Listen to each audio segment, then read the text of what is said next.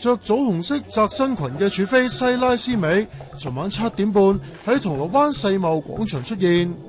有一向熱愛做瑜伽嘅佢，首先參觀咗間瑜伽中心，之後帶住成班靚同保鏢加埋成20幾人，再到1樓行商場。聽講儲妃星期2帶埋7歲嘅仔嚟香港，相信係趁泰國潑水節新年假之前嚟香港度假兼做貨。當儲妃行過商場嘅彩虹主題 display 嗰陣，仲即時拉埋親戚同個仔影翻張靚相添。之後就入咗間做緊7折嘅水貨鋪度揀鞋仔，保鏢就分散企開啊！佢哋個個心口都戴住個印咗小王子相嘅心口針㗎。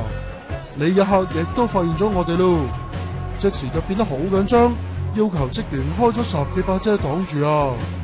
但儲妃就一於好少理周圍行，再去揀手袋添。佢逗留咗10分鐘到，使咗萬幾蚊就收手啦。Hello, Princess, welcome to Hong Kong. Just say hi to Hong Kong people, okay? Oh no, don't do this. Oh, it's a public. Oh, okay. Okay. Hello, Princess. Bye bye. 可能因為我哋搞到儲妃掃興啦。成班人等車嗰陣，儲妃都匿喺班靚後面。You all are princess, right? You all are princess. Oh, you are princess. You said okay.